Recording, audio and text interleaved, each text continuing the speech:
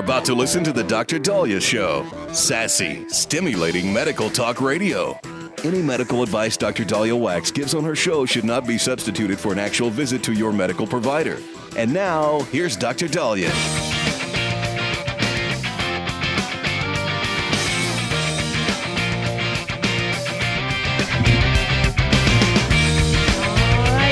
Dr. Dahlia Show. Thank you all for tuning in. 1-877 Dr. Dahlia, 1-877-DOCDALI. So you notice if people don't do what they're supposed to do or have their poop together, charges happen. People start getting charged for stuff, right? Like if you're speeding, Lord knows I've violated that one. All right, you're not doing what you're supposed to do. You're going to have to pay the pipe. You got to pay. So apparently the TSA is going to start charging customers, I think, passengers $45 at airport checkpoints if you don't have an acceptable form of identification, such as a passport or real ID. Now, this is kind of interesting to me because I thought if you didn't have ID, you're just not moving forward. But I guess they have to go through a process, and that takes time and money. So if you don't have your act together, your paperwork in order, whatever, there's going to be a charge. Now, I get it. Some people lose their passport. I get that. You know, every time I'm overseas, I'm like, oh, my gosh. I mean, I try to protect that passport with my life. But I think there's a lot of people, I've seen this. I've been in the TSA lines where I'm sitting there, and they go, okay, do you have your driver's license? And they're like, let me find it. Oh, not here. Like they're almost hoping that the TSA would be like, you know what, go on, it's fine, I know you. Now, one time, it wasn't TSA, but one time I was at a place where I needed ID, and for some reason I left my wallet at home. So I showed them my website, the Dr. Dahlia Show website, and they didn't count that. And I'm like, but I'm Dr. Dahlia. Like, who cares? So, you know, you got to get your act together. So according to New York Post, the policy is going to be implemented February 1st. This is following a proposed rule that the Federal Register, apparently it was suggested that they charge $18. Now, they're cranking it up to $45. They said after careful review, it was determined that the expenses for the new technology and the operational costs were higher than originally projected, leading to an increase in the final fee. So meaning they were like $18, please. They say travelers who do not have an acceptable form of identification will be able to go online to the TSA website to complete identification steps and pay the fee. The passenger then receives an email confirmation to present to the TSA officer. They think it's going to take about 15 to 20 minutes, but they say if you're in this position, you better plan for at least a half hour. So that's kind of, yeah, and somebody like me that tries to make it at the last minute to the airport because I'm always busy and I don't like to wait. I'm kind of very hyperactive like that. So the confirmation will only be valid for 10 days. Then you got to do the whole process. The fee is non-refundable. It's not guaranteed. Just because you pay the fee doesn't mean they're going to let you in. So if the TSA can't identify you, you can't fly. Again, this is all for protection. You could thank the 911 terrorists for this kind of stuff, and we got to protect our other passengers. And so you might be, innocent, but they say here that Apple Wallet now stores digital passports for screening at 250 plus U.S. airports. Doesn't that scare you to have your passport on your phone? Not that I think anybody would want to imitate me and emulate me, okay? I'm not that beacon of best behavior. But, this is where we are right now because people, my thing is you lose your phone, you're screwed. I would always have a backup. But, a lot of us make mistakes. Like for me, I could see myself not having my wallet and my ID because I change out my purse. I don't like to take a purse. I like to take a fanny pack when I travel. So if I don't transfer that wallet to the fanny pack, I'm in trouble. I sometimes I'll stick something in my bra, but I really don't want to have to kind of dig in, going here and then, kiss it. I don't want to go through that. I just here's my ID. So, we're at this point where this probably had to be enacted and proposed because there's so many individuals that go up to TSA and TSA is like, come on, I don't have time for this. And my guess is during the holiday season, that was pretty bad. So just get your acts together. And that's kind of where, the life is going now, where if you don't make it easy and you don't follow the course and follow the crowd, now there's if you cause any, shall we say, outside effort and extra energy expenditure, you're going to have to pay for that. And I completely support what TSA is doing, but I see the writing on the wall. So for example, we're going to see this with healthcare. If you smoke, eat junk food, don't exercise, don't take care of yourself, do drugs, all right, there's going to be later penalties on individuals. And I worry that that's going to happen. They're like, look, if you make it easy for us, we got you covered. But if it's not easy, you need to pay. And that's really going to make us struggle. There's this, shall we say, the sentiment that the majority rules and the majority is right. And if you aren't with the majority, you aren't slim, you're not. Well, look at what they want to do in terms of charging extra for obese passengers on a plane. They're saying obese passengers cause the airlines to, expend more fuel or make skinny people uncomfortable in their seats. It's already happening. For those individuals who served tours of duty and got addicted to smoking during World War II and Vietnam, they pay extra taxes. That's how we thanked them. Why? Because they smoke. They go, well, if you're smoking, you're going to have to pay more. And so it's not to be a very good situation. So I would definitely, see the writing on the wall. And I think we also have the ability to steer the course of what is right and proper. I think having proper ID is proper.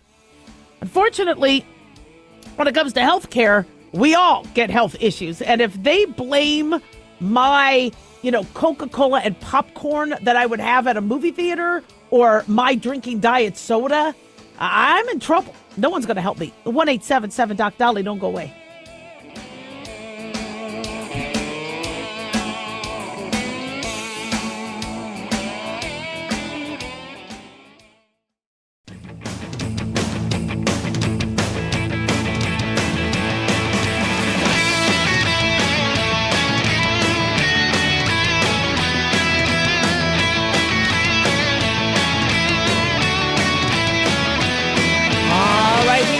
Dr. Dolly Show. Thank you all for tuning in. 1-877-DOC-DOLLY, 1-877-DOC-DALI. Big thanks to Talk Media Network for making the show happen. Big thanks to Daniel, our producer, and big thanks to y'all for tuning in. We really do appreciate it. Don't forget to follow us on Twitter or X at Dr. Dahlia, Facebook, The Dr. Dahlia Show, and on YouTube, click like and subscribe. So this headline caught my eye. They say over half of American women without children have no desire to become mothers. Now, they're not talking about half of all women. This is half of childbearing women that currently don't have kids.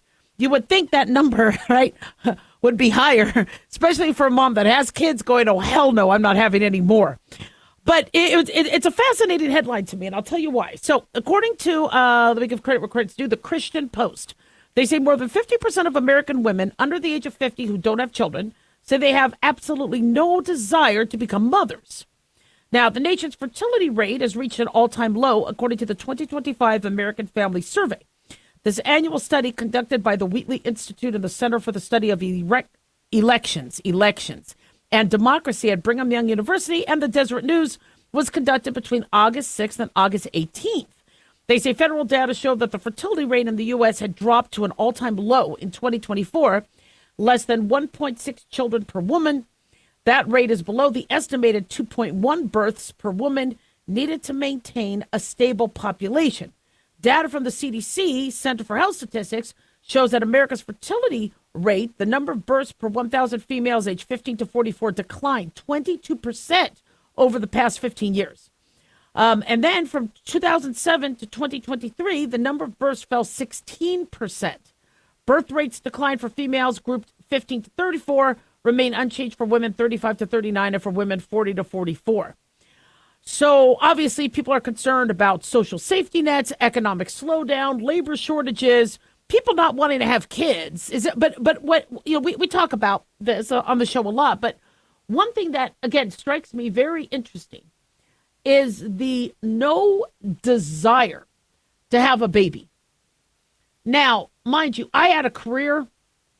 I had things to do. I was busy. I was a busy girl. Now, I liked my very tight waistline. I had a nice six-pack. Right?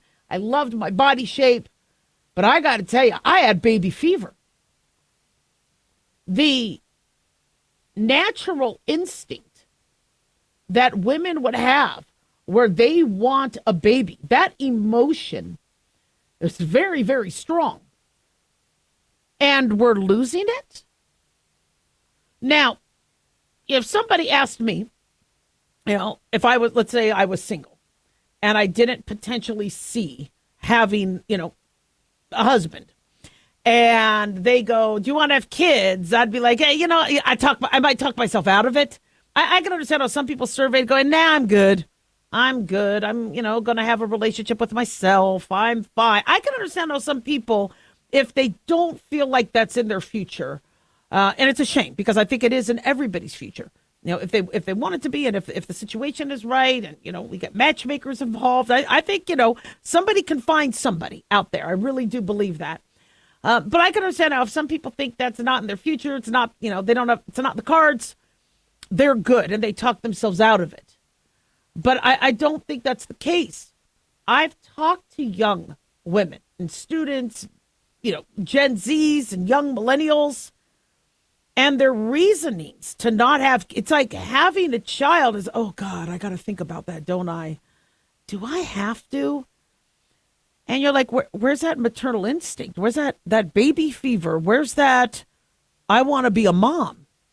And I talk about how Americans can become extinct later if, we, one, do stupid and, they bungee jump and drive drunk and overdose with fentanyl. But also, when we are not tapping back into our animalistic tendencies. Now, populating and having babies ended up happening because we would have sex. So if you had sex, there was a good chance you would get pregnant.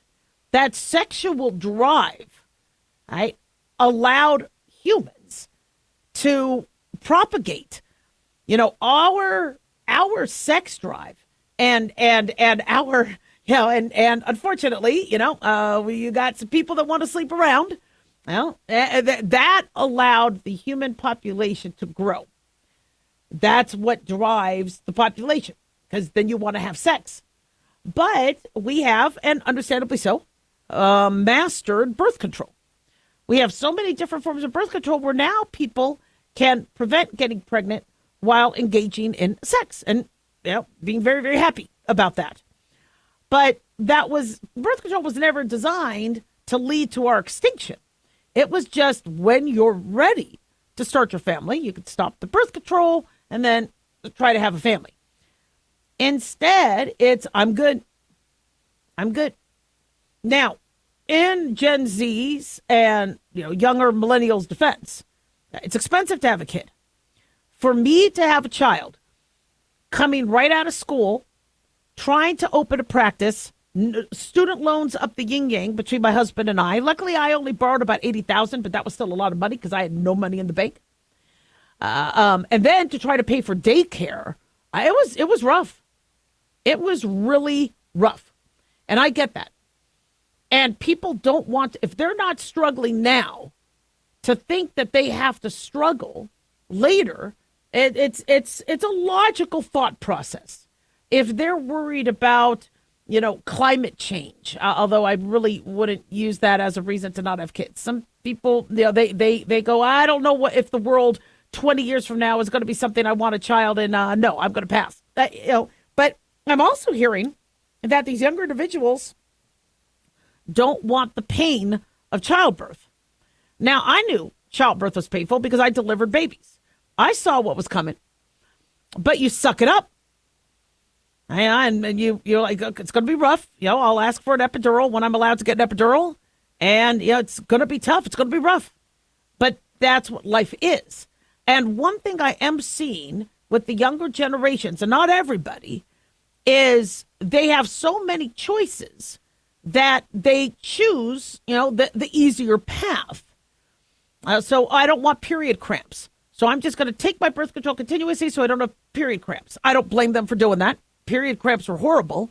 I don't know how I got through life every 28 days rolling on the floor in pain, but I got through it, and I talked myself into, well, this will make childbirth easier. I'll be able to get, well, when you tell people that's kind of what builds up your resilience, they're like, nah, I'll pass. I'm not going to have kids. No way. When I hear young women say, I can't look at the sight of blood, so I can't have kids. And I'm like, but how do you get through your period? Oh, I don't have them. I haven't had a period since I was 12. I've been on continuous birth control. And so now all these things that were a part of our natural fertility cycle, our natural evolution, just are now chosen a choice. And so do we choose to evolve? Do we choose to propagate? See, it used to not be a choice. You're going to want to get married. You're going to want to have sex. And you're probably going to get pregnant after all the sex you have. That's not the way it is anymore. And so, but you would think the underlying emotion and drive to want to have a baby would still be in half of the population. Men want children too, but it's not like that female emotional drive, like this is something I need. And, and by the way, we're reminded of it all the time. We get boobies. We don't have boobies for our partner's benefit. The reason why we have boobies is because we're supposed to be feeding our young. Our bodies are designed, right? That's why we have a period. That's why we have our bodies, so you're reminded daily that this is something your body was designed to do. It doesn't mean you have to do it, but our bodies were brilliantly designed for this process. And I got to tell you, these boobies, kept me from a really good athletic career, but I didn't mind because I knew the boobies were going to be a role in my child's upbringing. Although my boys don't like me reminding them of how that was a part of it. When I had to breastfeed you, oh gosh, Mom, please. Now, I would lactate in the middle of a meeting. That's really good because I could use it as a guilt trip. So it's okay if somebody says, look, not for me. I don't want to be a mother. I can't. And if you don't want to be a mother or you don't want to be a father and you don't think you're going to be a good mother or father, don't have kids. Last thing we need, are parents that aren't fully vested in it. That's, don't force it. But I'm just blown away that people don't want to have children. From a selfish standpoint, who's going to take care of you later? Now, I was only able to have 2 kids because we barely got through both pregnancies with both kids being healthy. So I was afraid to have a third because I didn't know what would happen to it. But selfishly, I'm like, I need kids, so there's somebody around for me later. It's interesting. 1-877 Doc Dolly, don't go away.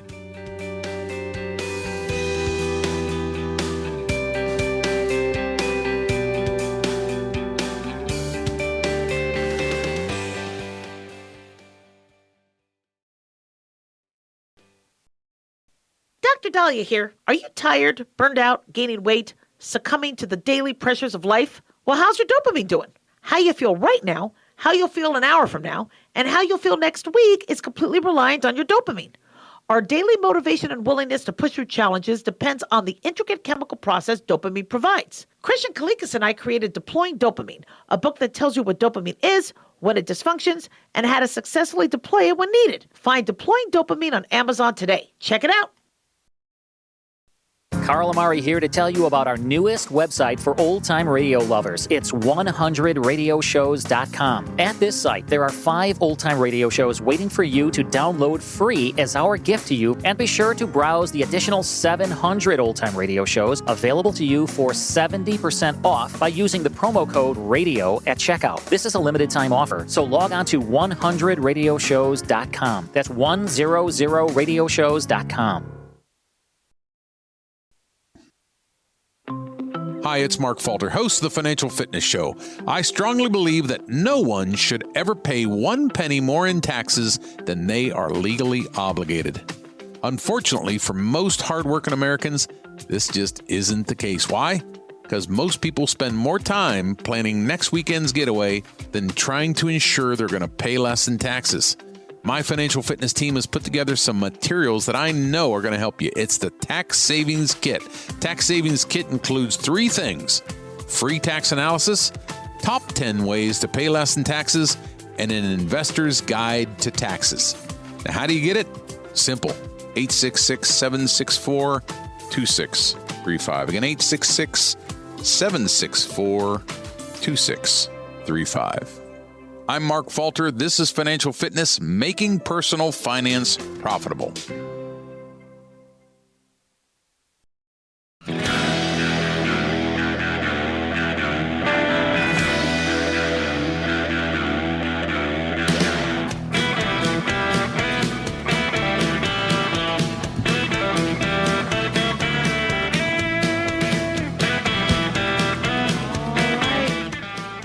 We are back on the Dr. Dahlia Show. Thank you all for tuning in. 1-877 Dr. Dahlia, 1-877 DOCDALI. So, Dick Van Dyke is turning 100 years old on December 13th. And when you look at how we have so many men now that have been living longer than the predicted age. You know how we would have like an average age or the age I can't believe I can't think of the term for it, but our life expectancy. And men always struggled years behind women.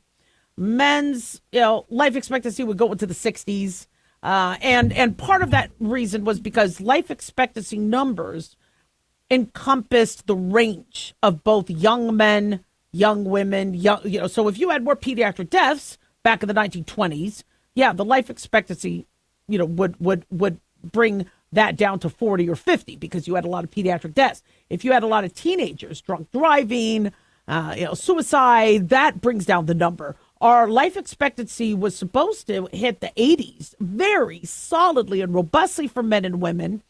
And then the fentanyl crisis and drug overdose and suicides dropped that and COVID. So, but men do have the potential to live well into their hundreds, have acting careers. Now, I get Dick Van Dyke, very thin. His lanky, thin, I think it was a runner. Very athletic. He didn't have the beer belly. The beer belly body type, is sadly, puts people behind the 8 ball as it comes to their health. And so having a Dick Van Dyke physique helped, but he credits his lack of anger and hate. And so I want to talk about that really quickly. Fox News is reporting that he says he feels really good. He's turning 100 this month. In a recent conversation with People magazine, he credits his attitude for both his age and the fact that he has no pain and no discomfort. He says, I've always thought that anger is one thing that eats up a person's insides, and hate. It's true. So when people ask, what did he do right? Well, he didn't embrace that. He also added that it's rather lazy, and that he's rather lazy and never felt driven by the kind of resentment that can harden over time. He says, sometimes I have more energy than others, but I never wake up in a bad mood. Okay. The actor explained that while there were things and people that he didn't like or approve of, he, quote, never really was able to work up a feeling of hate, and certainly not a white heat kind of hate. He contrasted himself with his father, who was constantly upset by the state of things in life. Father died at the age of 73. So he believes that avoiding the emotional pattern is one of the chief things that kept him going. And this is something that we've talked about. We talked about inflammation, bioinflammatory markers, your cortisol, the stress. But I really do believe that negative energy and negative thoughts and hate really do drive you. Now, I know some of you listening to this going, wait a second, I could think of 5 family members who are very hateful and resentful, and they never leave. They're the longest living relative. I get that, but for men especially, you got to be jolly. You got to have a way to not let that eat you up inside. So whenever somebody wronged a friend of mine or a family member, I would always tell them that if you let this eat you up inside, they're now winning twice. Now you've given them 2 wins. Anytime I got dumped, anytime something bad happened, I, luckily for me, with the grace of God, found, that situation to now put me in a better situation. And then I feel like, thank God that happened, because I was able to soar. And imagine if I was still with that person, or imagine if I was still, wherever. And then, you exhibit how much better you're doing. And that's the best revenge. But you get dumped or fired or something happens to you, and you just, decide to show the world how angry and upset they win. That person, no, they don't get to take any more of your life. They don't get to drain any more of your energy, and your ethics and your positivity. They don't get that. Why let them win? In fact, you're breaking up with them is a good thing. It's like getting rid of cancer. And so how do you do that? I have family members that, are the bane of my existence. And there's always toxicity in people's lives. How do you move on? And it's difficult, because sometimes you think that you're not sinning by still being in that situation, but then you try to cope with your anger or your hate or your gossip. Every time I go to temple for the High Holy Days and for the Yom Kippur, the Day of Atonement, they talk about our sins, and our sins include the gossip, the hate, and it's always a need to forgive. You need to forgive. I have forgiven every one of my enemies. I don't have a lot, but people who just decided to do me wrong, I forgive them. It's not that hard. Do I forget? No, I don't forget. Do I trust them? Absolutely not. But I forgive them, because I feel like if I hate them, that hate takes away another day of my life. I'm not going to let somebody have that. And so, but it's not easy. When you are in the thick of a death in the family, or a rape, or it is okay to be mad. It is okay to be angry. Looking at Erica Kirk, forgive her husband's murderer. It's whoa. But I gotta tell you, if that is helping her heal, and that is making her progress, and be able to, when people do bad things to you, sometimes they do it for the anger. With bullies, one way I handled bullies was I didn't let them see me bothered by that. In fact, one bully, I was like, really? That's all you got? All right, my turn. And they backed down, never bothered me again. And so letting people think you're bothered. Now, you don't have to be fake. You're bothered by something. You could be bothered by something. Don't try to hide it. Don't, you really dislike somebody. You could dislike somebody. I'm sure that there's a lot of, strong opinions about politicians, and sometimes, expending that energy, but don't let it consume you. When I see people so consumed about politics, I'm like, okay, I know you hate Trump. I know you hate Ocasio-Cortez, but you have a life to live. Just go on with your life, because then just like with an election. If your side didn't win in an election, don't let them win again by your life being all over. No, move on. You have a life to live, and you will not let anybody interfere with that. So when to hate, how to hate.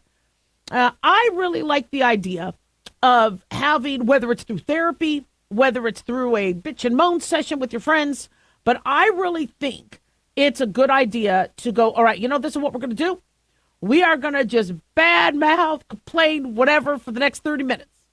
Just get it out of our system. And then you're like, that person's not that bad. Yeah, I think, okay, I think I got the anger out. I think I'm good. Exercise. Go for a run. Exercising is a great way to deal with the anger and hate. I don't want people to be all pent up inside. We are animals. We do need to be able to show our emotion and roar, but we also don't want to act it appropriately. If you don't manage your anger and your hate properly, that can manifest into another way. But if you have a choice between, well, I'm going to decide to just brew and stew on this, or I'm going to go and have a hike in the beautiful day, with the beautiful weather, go for that hike. It's healthier and you'll live longer. 1-877 Doc Dolly. Don't go away.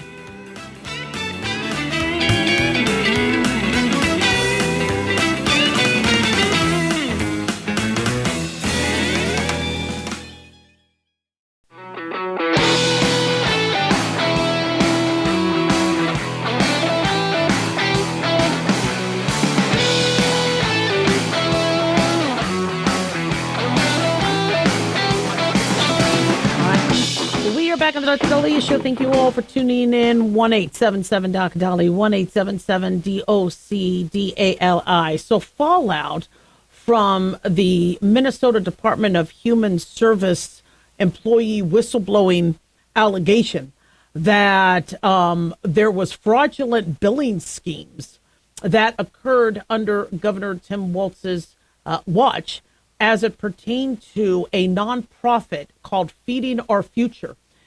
Where they recruited individuals to open more than 200 federal child nutrition program sites throughout Minnesota, claimed to serve meals to thousands of children daily. But instead, prosecutors say the organization created fake attendance rosters and invoices that got reimbursed by the federal government.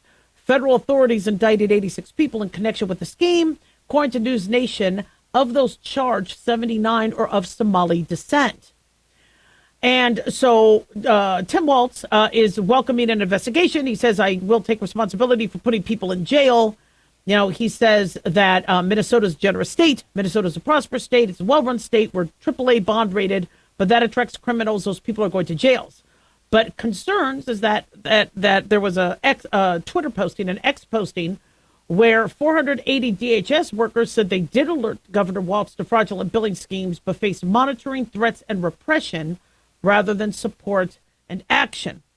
As a result, Agricultural Secretary, USDA, is now putting all programs under review to ensure that only American citizens receive food stamps and that the Supplemental Nutrition Assistance Program and other programs are going to go to the kids and the people who the money was intended for. So Brooke Rollins, Agricultural Secretary, said at POTUS direction, we will be reviewing all USDA programs to ensure only legal citizens are receiving benefits. She said earlier this year, USDA put states on notice, reminding them illegal immigrants and certain non-citizens cannot receive SNAP benefits. Right now, we are requiring states to turn over recipient data to fight waste, fraud, and abuse. Now, we heard that the majority of states that supplied information were red states. She said, even though 22 blue states have refused to provide data, we are using every tool to compel their compliance. What are they hiding? Who are they hiding? Thank you, President Trump, for putting Americans first. She said more than 500,000 people were found to have been taking SNAP benefits twice in a limited response from states that shared data with the USDA. So while focusing on fraud, they're also changing the rules to reduce the number of people on SNAP. They're going to raise, I guess, from 54 to 64, the age of people requiring to engage in qualifying work or other activities, at least 80 hours a month. And this new rule kicks in when individuals reapply or apply for SNAP.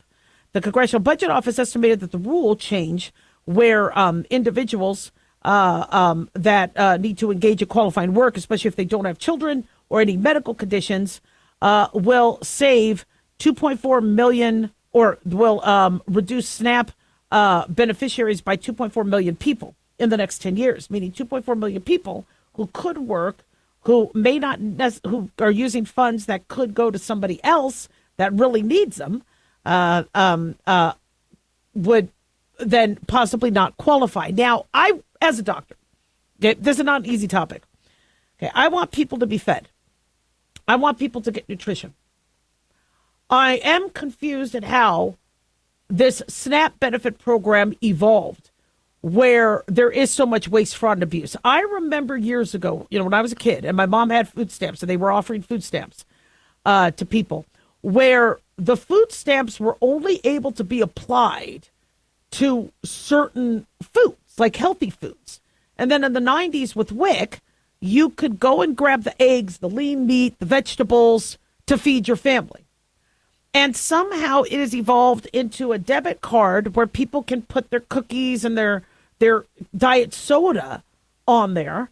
And some people could apply twice, some individual, and it's a little confusing because supplemental nutrition is about supplementing your nutrition. Most people don't need to supplement their sugary cereal.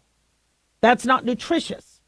Okay, supplement meaning making sure you get the 4 food groups and the healthy, wholesome food. And so I would think bipartisanly, every Democrat and Republican and independent would be unanimous about this. But instead, it's, oh, what are you doing? Now, when it comes to illegal immigrants, okay, I do not want individuals starving. But we have somehow convinced people of other countries that as opposed to the country they're leaving and emigrating from, or emigrating from, that if they come to America, we got you. You're going to get a fancy hotel in New York City. You're going to get a plane ride. We got your food covered. We got your medicine covered. You could come here and live for free. I would come. But when my family came, I'm a daughter of an immigrant. Back in the 60s, they were very aware that they were going to have to learn the language. They were going to have to take a test, become a citizen, and they were going to have to work. And they did. They were not going to get a freebie. And they came legally. So what do you do with somebody who's here illegally that have kids that need to be fed? Well, we have food banks and we are helping individuals without asking their legal status. But if the federal government, is digitally giving people debit cards with money, they have every right to vet. And somebody who, made a mistake, came here illegally, thought Biden was going to take care of everything for them, was wrong, and they want to leave, there's a pathway. Kristi Noem has said they will give them, I think they could get $1,000. They'll get a plane ride. I'm sure they'll get meals and then, back to their home of origin. Now, I don't want people going back to a place where they're being killed and murdered. I mean, we have an asylum process. We have a legal immigration process. And we only have that because there's demarcations, what's legal and illegal. And if once we confuse the boundaries of what's a legal and illegal immigration process, why would anybody go through the legal route? It took my family years to become citizens. But boy, did they work, pay taxes, and they became, they contributed to society. They didn't commit crimes. They did, that's kind of what that's what is the process. I try to go to Japan or Germany or Canada fraudulently. I try to use their government subsidies. I get kicked out. Yet America tries to enforce, immigration, and they look like a bad guy. So, the SNAP changes are something that, in fact, USDA found that 186,000 deceased men, women, and children were receiving money, federal government money, and SNAP benefits. 186,000. Who was using their cards? Where did that money go? So seeing 21 states and the District of Columbia fight the Trump administration's on this, I don't understand, because that is actually helping when you're a governor of a state and you have individuals that need food stamps. You want to make sure that money is flowing. Look at what happened with the shutdown. I mean, the states had to go into their own coffers. Well, if they don't have 1 in 8 individuals on food stamps, and the individuals who are on them are the ones that really need them, will have plenty of money. But at this point, 1 out of every 8 Americans needs the government to fund their eating. Why? Is it that we really have that many poor people? Or is it that a lot of those people really don't qualify? 1-877 Doc Dolly, don't go away.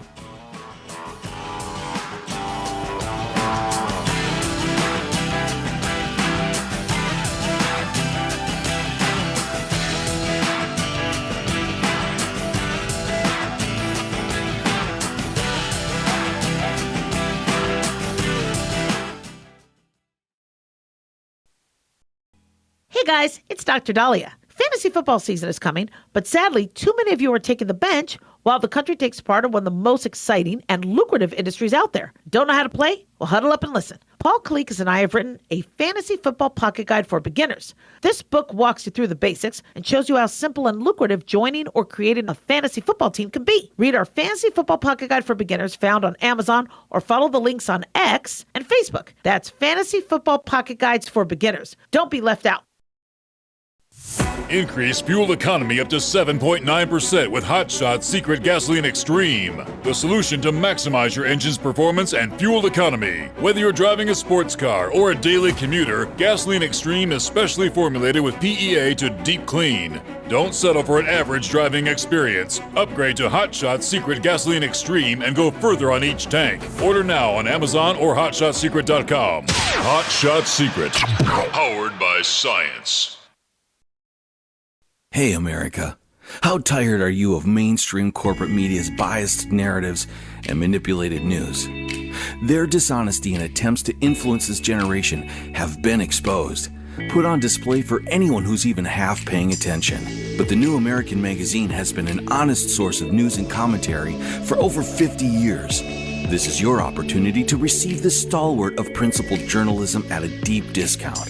Picture a beautifully published magazine arriving at your doorstep twice a month, packed with insightful stories written with integrity. It's also available digitally on the New American's mobile app. Get up to speed with intelligent coverage from a freedom perspective.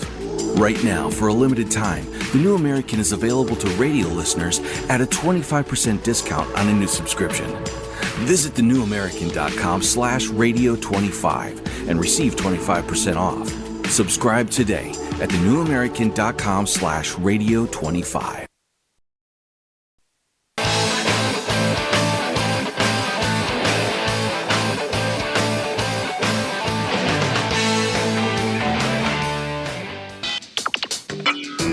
You are about to listen to the Dr. Dahlia Show. Sassy, stimulating medical talk radio. Any medical advice Dr. Dahlia Wax gives on her show should not be substituted for an actual visit to your medical provider. And now, here's Dr. Dahlia.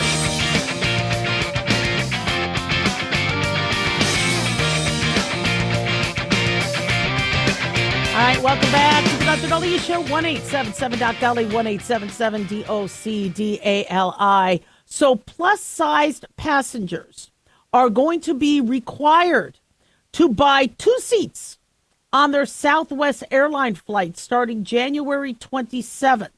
Now, current policy says that they could get a refund for the extra seat or ask for or get like a complimentary seat. You know how with Southwest, there wasn't assigned seating.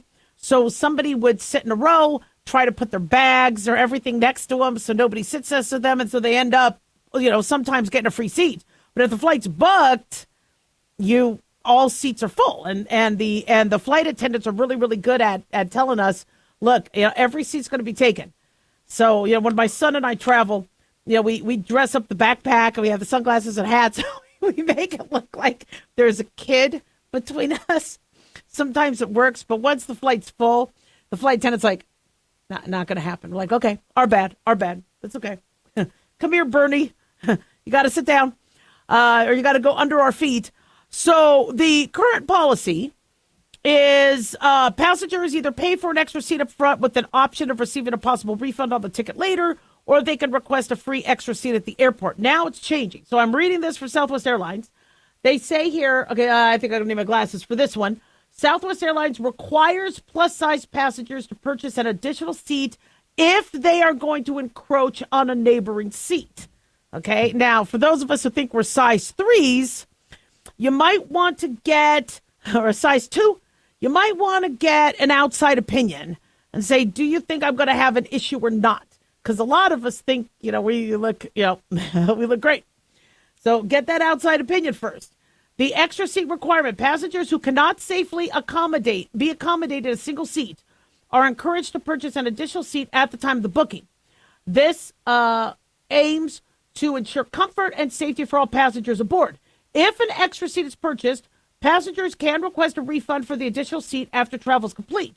However, the refund is contingent upon certain conditions being met, including that both seats must be in the same fare class and there is at least one open seat on the flight of departure. They say, under the new policy, plus-size travelers must proactively purchase a seat. You can't just ask for the extra seat. The change coincides with Southwest transitioning to assigned seating, moving away from the current open seating system. So for those of us who used to travel on Southwest all the time, it would just be open seating, depending on if you were A, B, or C boarding group, and then you would try to grab a seat or whatever. Now they're assigning seats. And so it's a whole different situation. Also, I think, what was happening was people were cheating. So a lot of people were saying that, they were disabled when they weren't, because you could pre-board when you have a disability. And I think you could pre-board after the A group or something, or the A group that pays extra. So people in the A group that thought that they were lucky and they were going to get to board early, and then they see the line of the pre-board, they decided, look, we want to ensure everybody gets a seat, because people were getting pretty grumpy. So they changed that. Plus, now they have ways to charge extra, for leg room. And, there's ways now they have like Comfort Plus and all these other little gimmicks. They say under the new policy, you have to buy your seat. To qualify for a refund, the following conditions must be met. Both seats purchased in the same fare class. The flight must have at least one open seat available at departure, and the refund request must be submitted within 90 days of travel.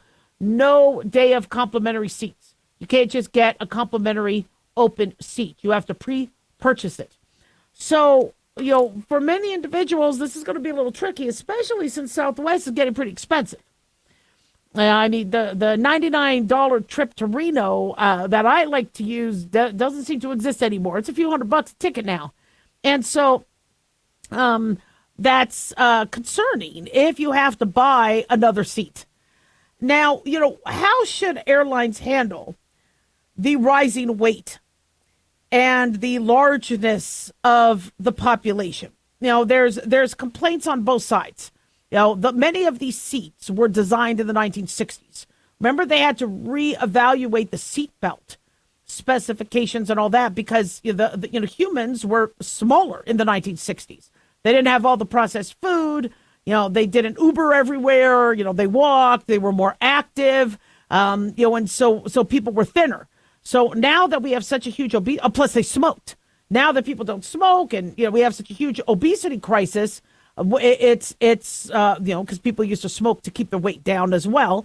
Not safe and healthy, but that's the reality of our great campaign to stop smoking and to protect people's health and other people's health. People start to gain weight, and so if the seats never got changed and we're still slammed together and like cattle on a plane, you're sitting next to somebody who is already encroaching on your seat. You pay for a seat. You have a right to have your own seat. I never thought I would spend any money on first class. I thought first class was the most ridiculous waste of money. It is. It's ridiculously cost, and but the reason why there's such a demand and these first class seats are always taken is because people want to ensure that they actually have a seat without somebody else touching them. And it's, although, in the older days, you would sit on you'd sit on a subway and you're sitting next to people, you're touching people. But nowadays, people don't want that. They want their own space, especially if you're going to be on a 5-6 hour flight. Southwest now travels to Hawaii. That's a 6-hour flight. So people want to know that they have their own seat. And so it's tricky. Maybe what they need to do is have plus size seating. And maybe rather than 3 people to a row, have 2 people to a row. Now, somebody could say, well, yeah, they do that with first class and business class. Yeah, but the problem with coach is they already are charging ridiculous amounts. And there has to be a way where even with coach, we revamp that. Sean Duffy had to tell people to stop wearing pajamas. Why are people wearing pajamas? Because you're not comfortable in tight clothes on a plate. Now, you should have some decorum, but coach is very difficult to sit in. And so they're going to have to change the way that is, because now we have a point where plus-size people are going to be discriminated against and have to pay extra for a seat. 1-877 Doc Dolly.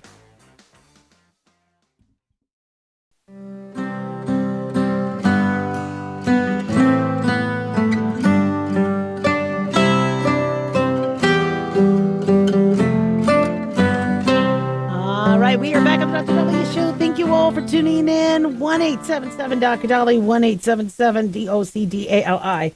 So, big thanks to Talk Media Network for making the show happen. Big thanks to Daniel, our producer, and big thanks to y'all for tuning in. We really do appreciate it. Don't forget to follow us on Twitter or X at Dr. Dolly, or Facebook, The Dr. Dolly Show, and on YouTube, click like and subscribe. So this is my favorite time of year. I love December. I love Christmas. I love Hanukkah. I love presents. I love the lights. But we forget that there's a lot of people struggling right now. And many people don't feel like they could reach out. Fox News is talking about how if we want to honor America's veterans, we got to reflect, not only, on their service and all that, but help them fight battles that are largely unseen by others. And it's a nationwide effort that needs to happen 24/7. The Ad Council and the Department of Veterans Affairs are partnering on a campaign called Don't Wait, Reach Out. It encourages veterans to seek help and connect with the resources they deserve. According to Fox News, the campaign strongly urges any vets who are struggling to seek help for their life challenges before they reach a crisis point. Suicide is the 12th leading cause of death for veterans in 2022, or was, with an average of 17.6 veteran suicides per day. You're saying 18 people are dying every day. Are veterans who sacrificed for us. According to the 2024 National Suicide Prevention Annual Report, an estimated 3.5 million veterans who are familiar with the campaign have taken action to seek help. Campaign's website says no mission should be fought alone. Life has its challenges. You don't have to solve them alone. That's true whether it's an everyday struggle or something more complicated.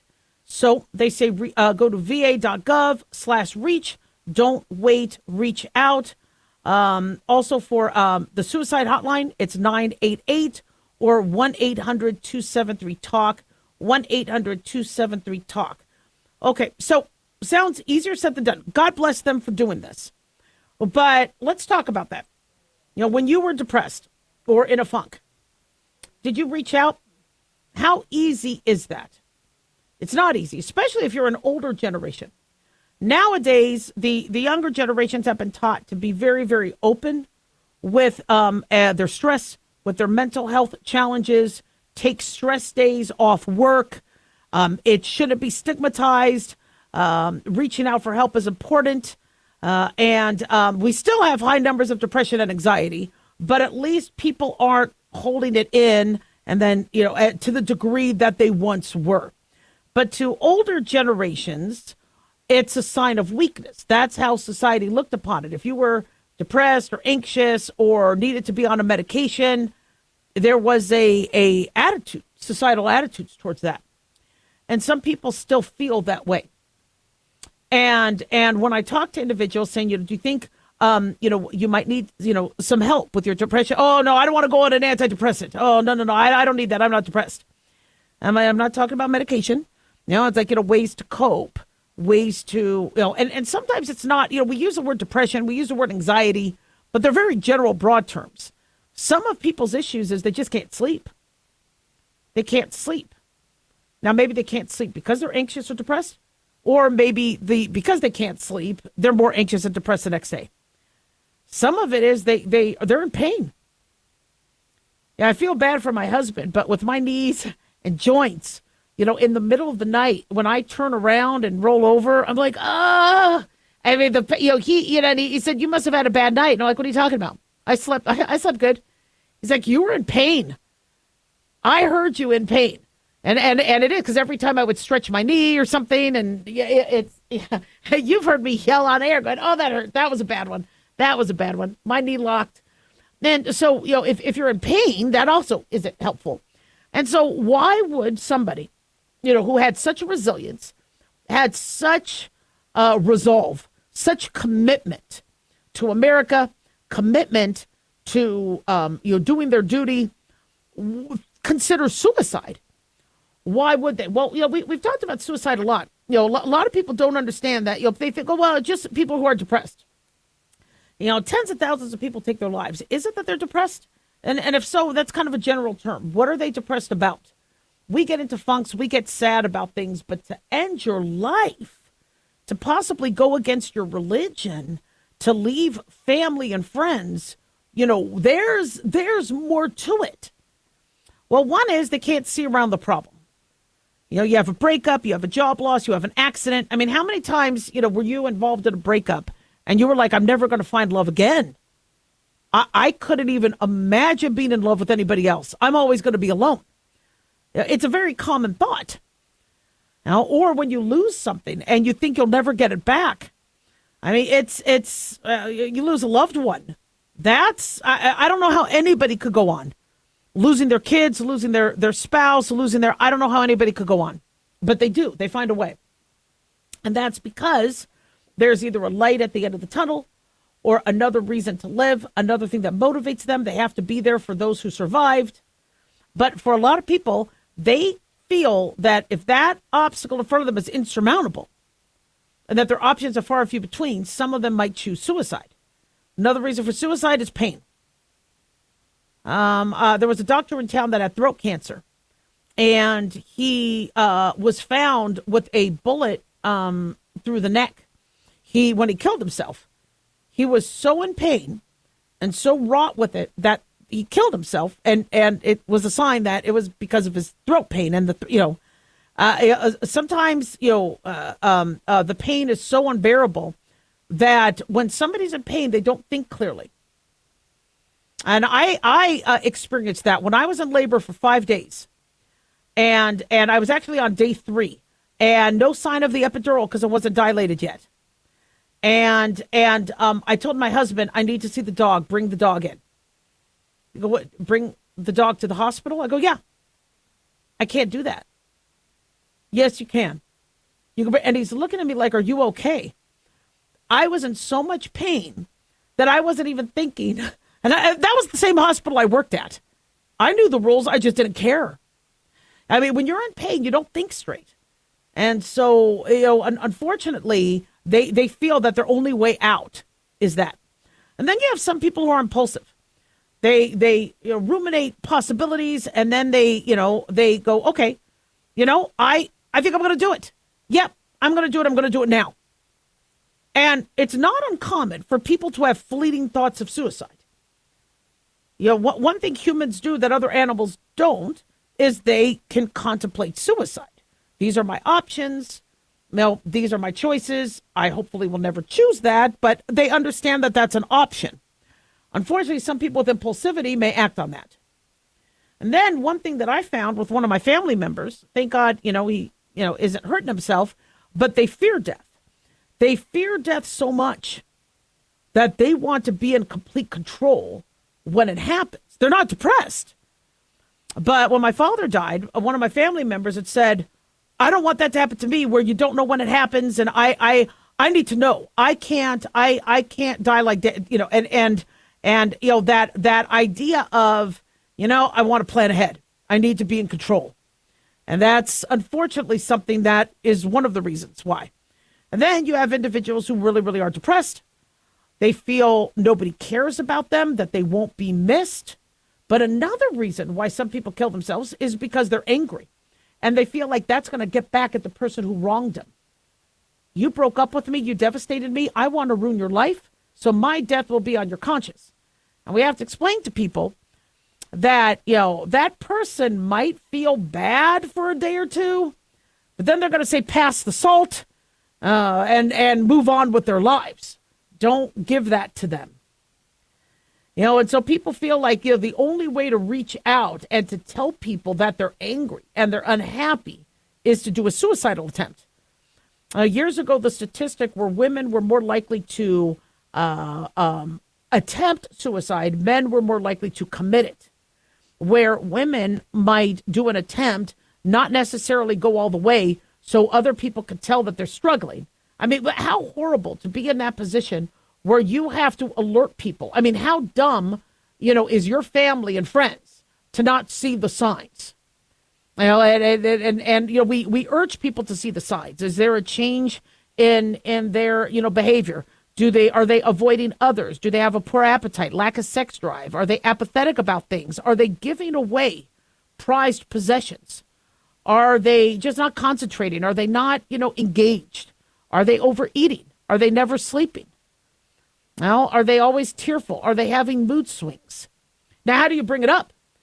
Telling veterans and telling people go get checked out is wonderful, but how do you bring it up? Say, I'd like us to go together. I'd like us to kind of, talk about things, get us better sleep, go with them. It could be just about them or it could be about you and them together. The holidays are hard. And I don't feel like I'm enjoying the holidays as much as everybody else. Let's talk to somebody about it. But, veterans, a lot of people need help during this holiday season. So just be aware. Again, suicide hotline is 988 or 1-800-273-TALK. Don't go away. We'll be right back.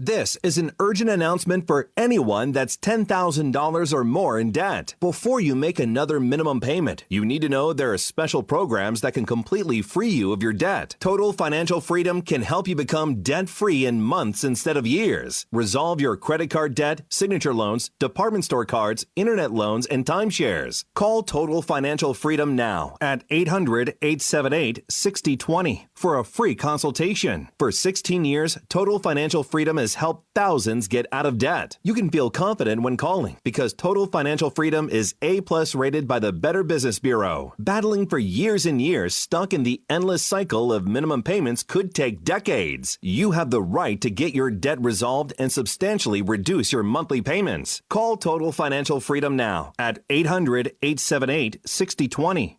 That's 800-878-6020. 800-878-6020. Hi, guys. Dr. Dahlia here. Addictions can sneak up on us and come in many forms, whether it's drugs, alcohol, sex, video games, porn, or something less obvious, such as food, internet, or shopping.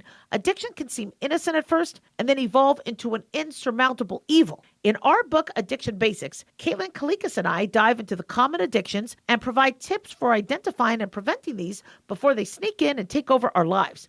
Addiction Basics can be found on Amazon or my website, drdahlia.com. Check it out.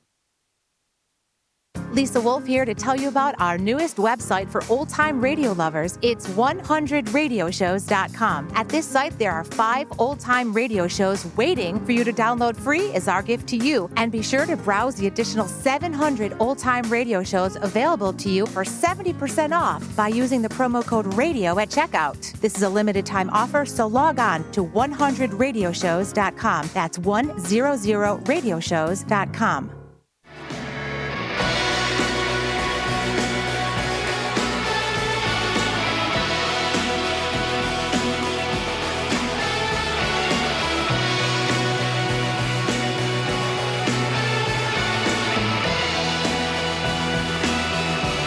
All right, we are back on the Dr. Dahlia Show. Thank you all for tuning in. 1-877-DOC-DALI, 1-877-DOCDALI.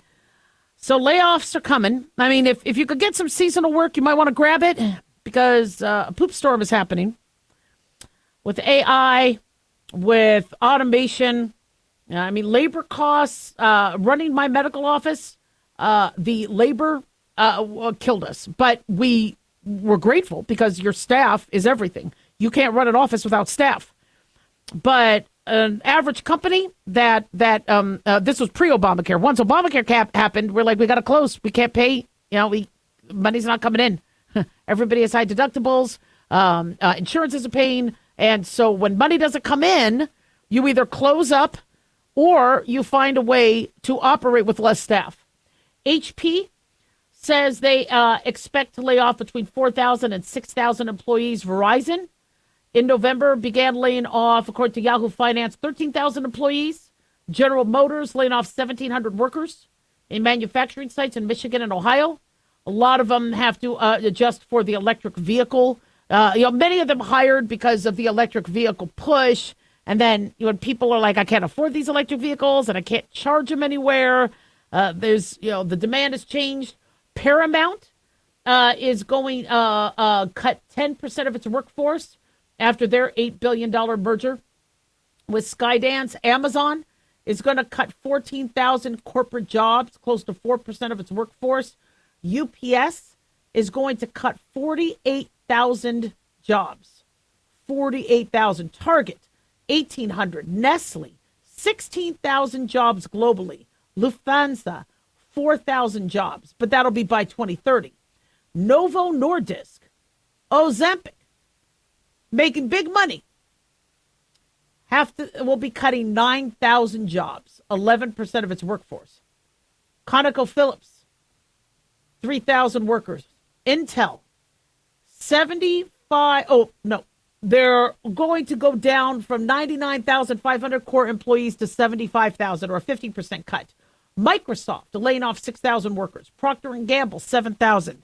The list goes on. So there was a headline saying with Fortune magazine where Google CEO Sundar Pichai, if I'm pronouncing it right, says it's up to everyday people to adapt accordingly as AI is wiping out jobs. He says, quote, we will have to work through societal disruption. Now, that's very nice. He's Google CEO, so he's going to work through it with his millions of dollars, probably multiple properties and all that. But how does everybody else deal with it? He says AI is the most profound technology humanity is ever working on, and it has potential for extraordinary benefits, and we will have to work through societal disruption. Okay, work through. Well, once a company saves money, to turn around and hire a human is going to be a little difficult. I'm sure you've been seeing all these commercials where they're all animated, or the humans, are AI generated. Companies have found a way to deliver and make society okay with AI. What's going to probably have to happen is people are going to say, be able to detect the AI going, I don't want AI. They'll have to boycott, but they're not going to, because they're going to be turning around with their own small business using AI. Labor is expensive.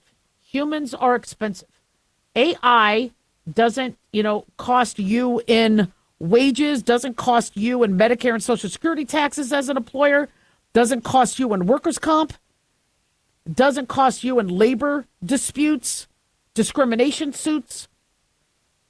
If an employer could figure out a way to minimize the number of people they have to interact with, they're going to do it. And it's not going to go back. Now, there will be a demand by some companies and some individuals saying, I want to speak to a person.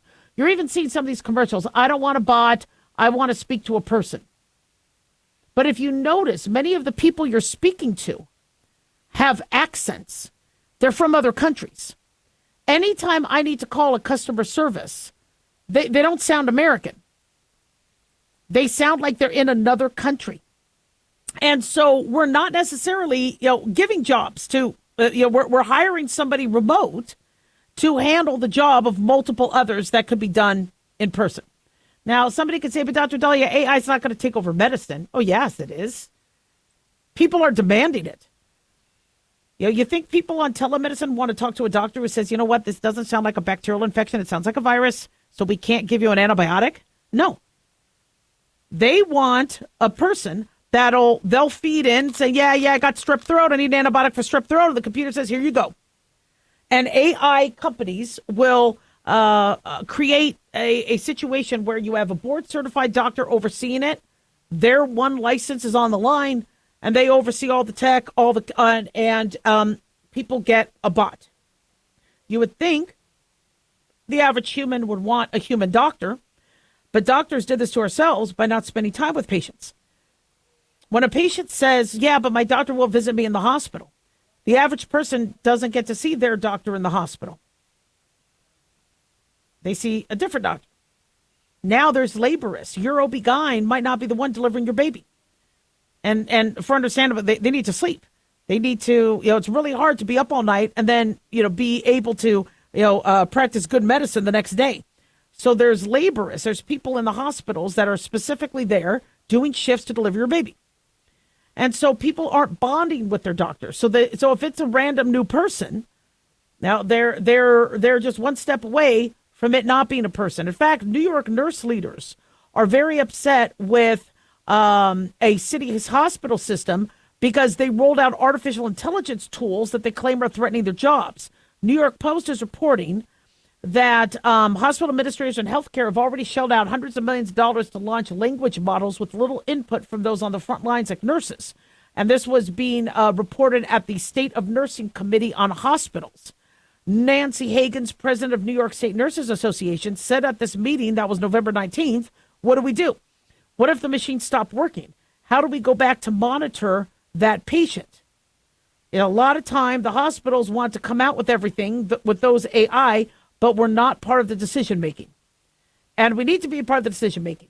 Yeah, for the love of God, if you're going to make any decision that has to do with patients, please consult the nurses because they know what the hell they're doing. So there was a terrifying incident at Maimonides when staff arrived to find devices hooked to a patient's skull in the ICU by a pharmaceutical company without warning, training, or protocols. So a pharmaceutical company somehow got permission to hook up something to a patient at ICU. Now, I don't know if the patient got hurt or if the patient was okay, but, this this AI technology isn't cheap. Apparently, Mount Sinai West, there was a report said that her employer invested untold millions into healthcare AI technology. But they got their money back pretty quickly, months to a year. And so, the Sophia is the latest AI assistant in Mount Sinai's cardiac catheterization labs. Now, nurses have to check Sophia's work to make sure she hasn't made a mistake. But it's a supportive tool, they say, to enhance clinical decision-making. But obviously, local New York nurses and leaders don't see it that way. They think it's a cost-saving measure that will replace nurses' expertise with programmed prescriptions. And you're going to see that with doctors. A lot of people are concerned about nephrologists. I think nephrology is an extremely important specialty to protect the life and health of the kidneys. But there's rumors that you could have AI systems take a look at the EGFR, take a look at the creatinine clearance, and be able to manage the dialysis or manage the kidney patient. I mean, it took years to learn nephrology. In fact, I was so intimidated that I didn't go into that specialty. The kidneys are so important. Radiology, they're using AI to enhance what a radiologist does with reading. But eventually, it's going to be, what does the machine say? And if hospital systems think they'll get sued less because they think that the AI is going to later be a standard, it's scary stuff. 1-877-Doc-Dolly. Don't go away.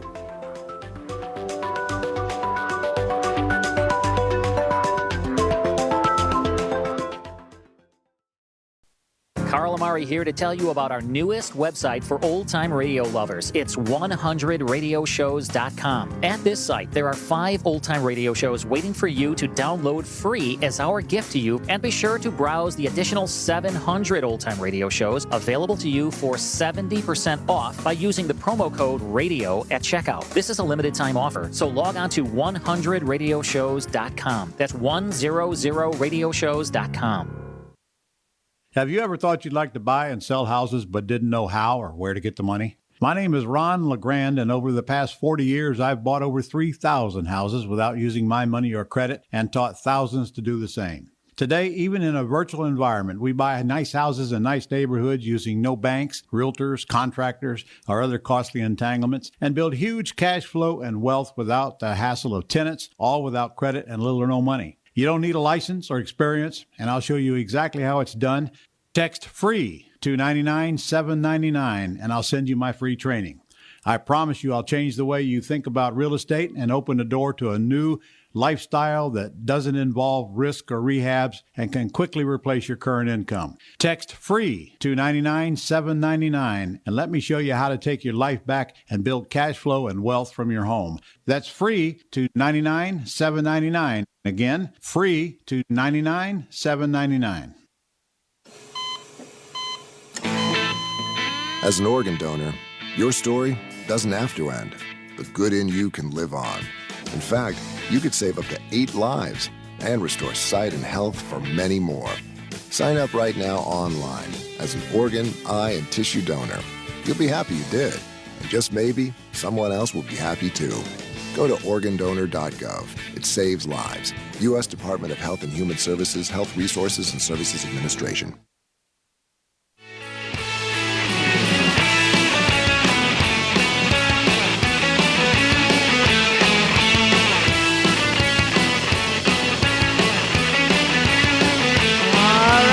Back on the Dr. Dahlia Show. Thank you all for tuning in. 1-877-DOC-DALI, 1-877-DOCDALI.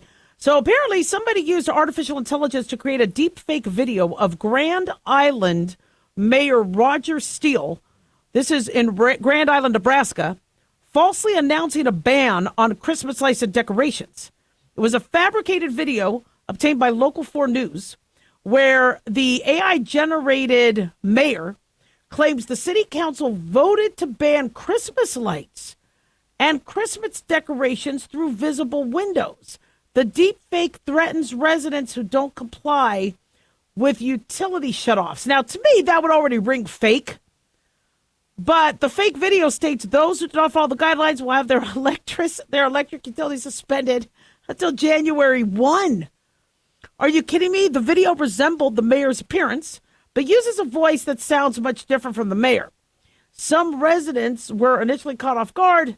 Luckily, they realized it was fake. Now, the city, of course, responded, saying, no, it's fine. They say the only thing Mayor Steele has banned this month is Grinch-level misinformation, tangled extension cords, burnt-out bulbs, and that one inflatable Santa that can never stay upright.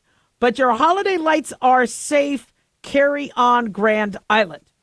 So I got to tell you, that's some scary stuff. You know, we were just talking about AI and, these deep fakes and there's already enough drama when it comes to Christmas and, people, feeling like they can't say Merry Christmas. For the love of the Lord, it's Christmas. Say Merry Christmas. I'm Jewish. I love the holidays. I love Christmas. If you wish me a Merry Christmas and not a Happy Hanukkah, I'm blessed. Yeah. Thank you for wishing me a Merry Christmas because it's Christmas. Now, and every now and then you'll hear of a city that says, no, we can't bring up Christ and we can't bring up the nativity scene and we can't because it's going to offend anybody. I mean, I can't speak for everybody, but it's the most amazing thing. When I see that, it warms my heart. I mean, this is the time of year for those people who want to, embrace the holidays to embrace it and to make people, not feel like they get to spread the holiday cheer. Yeah, it's I know a lot of people think that it got over commercialized. I have a lot of religious friends that say they don't like where Christmas went in terms of, where you have Santa coming out of an outhouse. One of our neighbors has an inflatable Santa coming out of an outhouse, and it's really cute. And it moves on its own. It's really, and I get it. Christmas is a very solemn holiday. And so we don't want people to think it's just all about Rudolph, and candy canes. And I get that. But then, centuries ago, the harsh winter of Christmas the harsh winter was harsh. And for part of the very harsh winter season, you have a lot of people in euphoria because of the Christmas holiday. And so seeing the lights, having, except for, those individuals who get depressed during the holidays, You have a lot of people where this is very uplifting, very spiritual. They make it more, they make people more charitable. And so I get very angry when I hear that some locations or companies or whatever feel like they cannot, celebrate. And then fine, then do happy holidays. But, to feel like that you're going to insult somebody. From what I've learned in my life, everybody gets insulted about everything. Now, one thing, though, that I am noticing is fewer and fewer people are decorating. And I'm a little concerned with that. In my neighborhood, we have some houses that have gone. For me going all out is, I have all these lights all over the place, and it's not very organized. But I didn't hire somebody because we have a homeowners association that's really mean. And I had just a couple lights that you could see that wasn't even on the rooftop. You could see it just inside an atrium and I was getting fined $100 a week. And so they are so picky that no. And also I was cheap. I didn't want it. It costs a lot of money to hire somebody to string up lights. And we have a 2-story house, so I'm not going to have my husband, climb a ladder, and I don't want anybody else getting hurt. So what I did is I strung up the lights along the tree branches, because we do have a tree. I know we live in the desert, but we were allowed to have one tree. The homeowner association, allowed us to have a tree. So I lit that part, and then I put these falling icicles on this balcony area. I put up a couple big inflatable snowmen, and then I have these. They're like icicles that have shooting colors, and there was some beautiful blue and there was white, and so I have those. And it's not the best decorated house, but at least it causes a smile, and kids like it, and it's unique, from the other houses. But I noticed the other houses, you have some that they spent a lot of money and they put up a lot of lights, and then you have other houses that just chose not to. And I think it's because you have some people feel, well, if we can't do it like the neighbor, then, we're going to pale in comparison. And no, see, I like creativity. My house pales by comparison. Okay, nothing screams Jew lives here more than a very poorly unorganized, decorated house. But first, I'm proud to be Jewish. I'm proud to also celebrate Christmas. And I wanted to spread holiday cheer and have lights. And my snowman does topple over. And my snowman looks drunk. He's never facing the proper way. And I keep asking my husband to use those stakes to get it in the right position, and he never does it, and that's okay. And so I just blame him whenever the neighbor's like, what's wrong with your Santa? Or I just say the Santa's drunk. But if for those of you going, look, these lights are expensive, and I hear you. I buy my Christmas lights in the summer. Because I tried after Christmas, and it was still the same price. Because a lot of people think, okay, well, after Christmas, and these companies are like, no, I'll just, we'll just still charge the same amount. So when you buy Christmas lights now, they're very expensive. But you don't have to do a lot. There's a lot of different ways you could decorate. One thing that I thought was really, really cool is one house near us they did this last year, where they took those netting lights of the red, blue, green, and yellow. And now these LED lights are really, really bright, and they look like candy. I almost want to eat the Christmas lights. And they took that netting and they put it along their sidewalk from the curb to their door. Now, they did decorate all the trees. They didn't but to decorate the sidewalk, and nobody's really using that sidewalk, that was pretty cool, like a candy cane lane. You could put up some candy canes. You could put up, if you're Jewish, a menorah. Some blue and white lights, there's a lot of different things you could do. You could put up and you could even decorate for the day. If you're concerned that the holiday lights are going to use too much electricity, or they're too costly, or they're too hard to put up, then you could put some things up that people can see during the day. You don't have a beautiful wreath. It's not that hard. And I think it's important.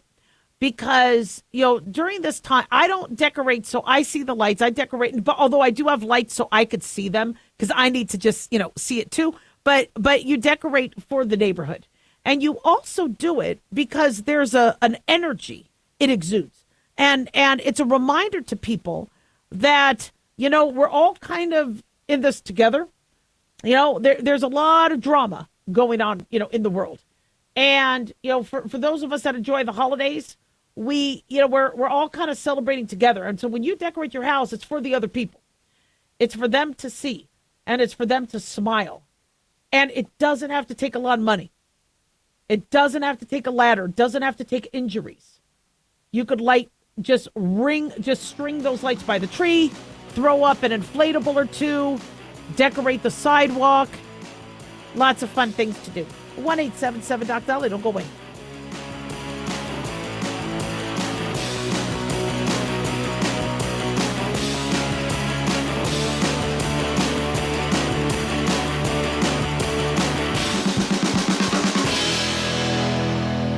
Ho, ho, ho!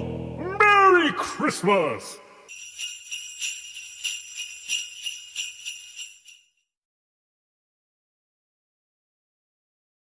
At Hot Shot Secret, we share the science behind common diesel problems and their solutions. For example, Diesel fuel cetane levels. in many states, the cetane rating in diesel fuel is 42 to 45. Most diesel engines operate more efficiently with a cetane rating of 48 to 50. One treatment of Hot Shot Secret Diesel Extreme will raise your cetane 7 points, increase fuel economy, and improve cold starts. Due to a cleaner burn, there are less hydrocarbons and particulate matter in your exhaust. This reduces the blockage of your diesel particulate filter. Using Diesel Extreme generates 83% less DPF regenerations. The 6-in-1 Diesel Extreme formula also includes the most concentrated detergent on the market, lubricity enhancer, water demulsifier, rust and corrosion inhibitors, and a fuel stabilizer. Hot Shot Secret Diesel Extreme is available nationwide at truck stops, fine farm and auto stores, and online at hotshotsecret.com. Hot Shot Secret, powered by science.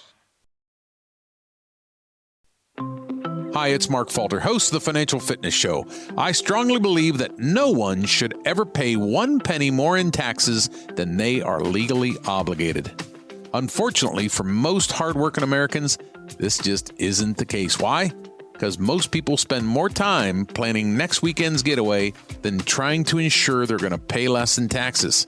My financial fitness team has put together some materials that I know are going to help you. It's the Tax Savings Kit. Tax Savings Kit includes 3 things: free tax analysis, top 10 ways to pay less in taxes, and an investor's guide to taxes. Now, how do you get it? Simple.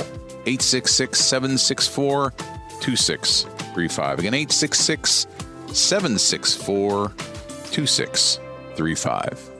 I'm Mark Falter. This is Financial Fitness, making personal finance profitable.